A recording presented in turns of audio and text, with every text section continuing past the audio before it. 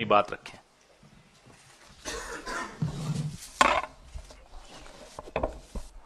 धन्यवाद पवन जी और मंच पर उपस्थित जितेंद्र सिंह जी, भूपेन बोरा जी, देवव्रत सैकिया जी, रकीबुल हुसैन जी, पवन खेरा जी, मनोज चौहान जी, विकास उपाध्याय जी।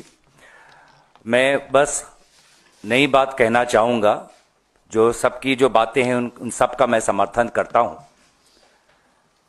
पूरे देश को पता है कि भाजपा जुमलों का कारखाना है, जुमले पर जुमले। और अगर इस कारखाने का सरदार स्वयं प्रधानमंत्री नरेंद्र मोदी जी हैं, तो इस कारखाने का उत्तर पूर्वांचल का रीजनल मैनेजर हिमंत बिश्व शर्मा जी है। सिर्फ जुमले। प्रधानमंत्री जी कहते हैं ना खाऊंगा ना खाने दूंगा, लेकिन अभी जितेंद्र सिंह जी ने कहा कि असम में हर जिले में किस प्रकार से मुख्यमंत्री के परिवारों के सदस्यों ने जमीन खाया है। एक जिला नहीं छोड़ा जहां पर उन्होंने जमीन नहीं खाया होगा। प्रधानमंत्री मोदी जी कहते हैं मैं तो फकीर हूं, लेकिन फकीर होने के पश्चात आज इस प्रकार के बातें आ रहे हैं। कोयला का बात आ रहा है, वाइल्ड लाइफ कॉरिडोर में ग्रीन कॉरिडोर में रिजॉर्ट बनाने का आ रहा है, चाय बागान खरीदने का आ रहा है, इंटरनेशनल स्कूल खड़े करने का आ रहा है। तो प्रधानमंत्री मोदी जी फकीर हैं, लेकिन आसपास तो ऐसे लोगों का उन्होंने जुमावरा बना रखा है जिनका विकास होते ही जा रहा है, और जिस विकास का कोई जमीनी हालात से कोई तालमेल नहीं है। आज देश भर में मैं भी जानता हूं मीडिया कंपनी की अवस्था इतनी अच्छी नहीं है। आप लोगों को एक जमाने में जो अच्छे अच्छे तनख्वाह मिलती थी वैसा परिस्थिति नहीं है। मीडिया कंपनी चलाना बहुत मुश्किल है। लेकिन असम में आइए, देखिए वहां पे कैसा एक मीडिया कंपनी, आप होटल, आप स्कूल में, अब जमीन में क्या कोई जांच होगी? तो हमारा मकसद तो इतना ही है कि प्रधानमंत्री मोदी जी, आपके कानों तक निश्चय ये सवाल जा रहे हैं। क्या आप पूछेंगे हिमंत बिश्व शर्मा जी से कि क्या उनके परिवारों पर जो आरोप आ रहे हैं, असम प्रदेश के लोगों जो पीआईएल डाल रहे हैं, लोग सवाल कर रहे हैं, असम की मीडिया सवाल उठा रही है, क्या इनमें सच्चाई है? क्या प्रधानमंत्री का पीएमओ ऑफिस जो सवाल आज उठे हैं उस पर कोई जांच करेगा? ये हम जानना चाहते हैं। क्या प्रधानमंत्री मोदी जी हिमंत बिश्व शर्मा जी से पूछेंगे कि आप तो नॉर्थ ईस्ट डेमोक्रेटिक अलायंस के कन्वीनर थे, आपको तो नॉर्थ ईस्ट पूरा संभाला हुआ था, मीडिया में आपको नॉर्थ ईस्ट का चाणक्य आपको का दर्जा मिलता है, तो मणिपुर में इस प्रकार की अस्थिरता कैसे उत्पन्न हुई? मणिपुर में इस प्रकार से सामाजिक हिंसा कैसे हुआ? लोग क्यों मारे गए? लोग क्यों बेघर हुए? अब क्या उत्तर पूर्वांचल का दायित्व हिमंत बिश्व शर्मा जी पर नहीं है? दोनों ने यह कहा कि मणिपुर का हिंसा कुछ ही महीनों में सुधर जाएगा।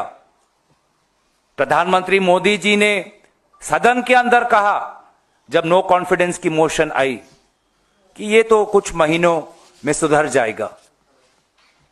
शायद उनको पूरी जानकारी हिमंत बिश्व शर्मा जी दे रहे थे, जिन्होंने स्वयं मीडिया के सामने कहा अरे मणिपुर का मसला ये हम संभाल लेंगे। क्या संभाला?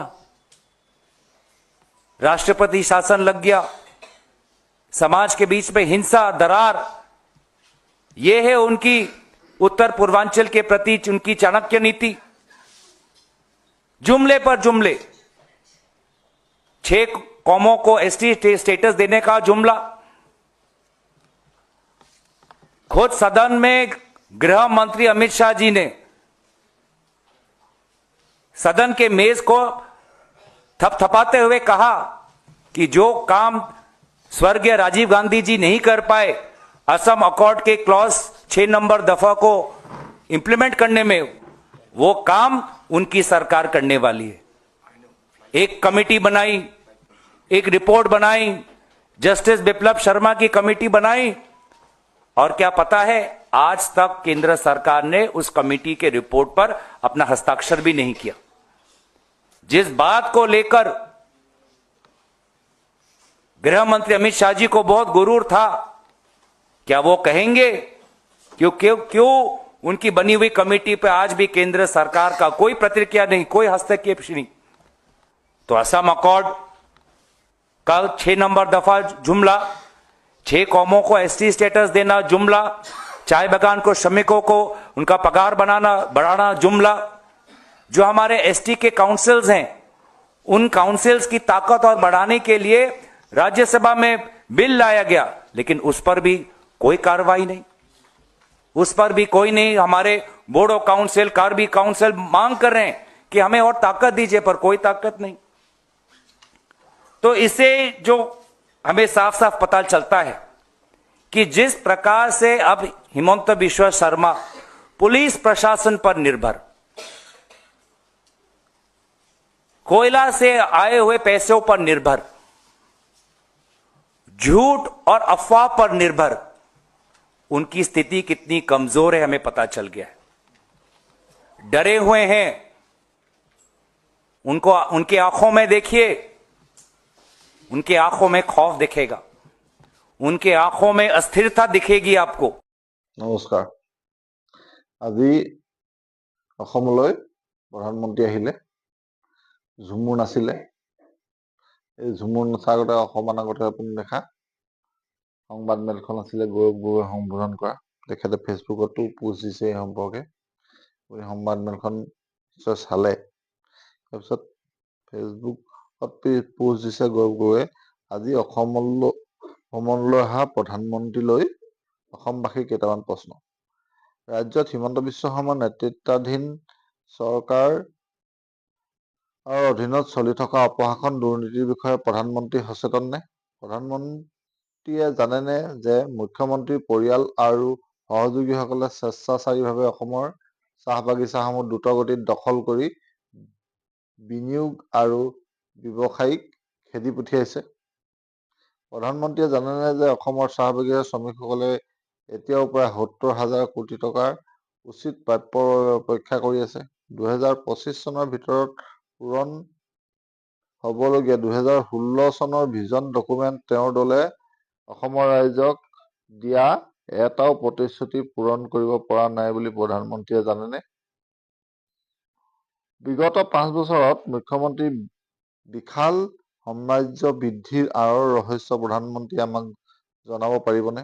উপৰোক্ত তথ্যসমূহৰ ভিত্তিত প্ৰধানমন্ত্ৰীয়ে CBI, EDৰ দৰে কেন্দ্ৰীয় তদন্তকাৰী সংস্থাসমূহক অসমৰ মুখ্যমন্ত্ৰীৰ ওপৰত তদন্ত কৰিবলৈ নিৰ্দেশ দিয়াৰ পৰিকল্পনা কৰিছেনে? মুখ্যমন্ত্ৰী হিমন্ত বিশ্ব শৰ্মাৰ বিৰুদ্ধে লুইছবাৰ্গৰ কেলেংকাৰী, সাৰদা কেলেংকাৰী ইত্যাদিত বিজেপিয়ে নিজৰ অভিযোগ পাহৰি গৈছে। অসমৰ ৰাইজৰ হতাশা স্পষ্ট।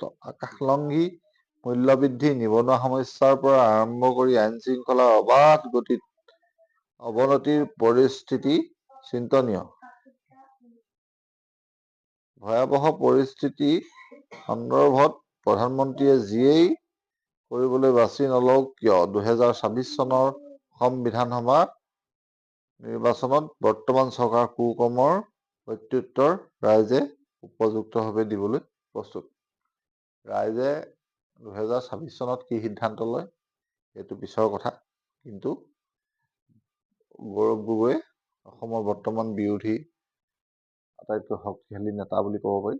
তেখেতে দিয়া আজি সংবাদ মেলখন বা এনেধৰণৰ সামাজিক মাধ্যমৰ পোষ্টে যথেষ্ট তাৎপৰ্য বহন কৰিছে, যিহেতু গৌৰৱ গগৈ অসমৰ এতিয়া অন্যতম এজন শক্তিশালী বিৰোধী নেতা আৰু জনপ্ৰিয় তেখেত।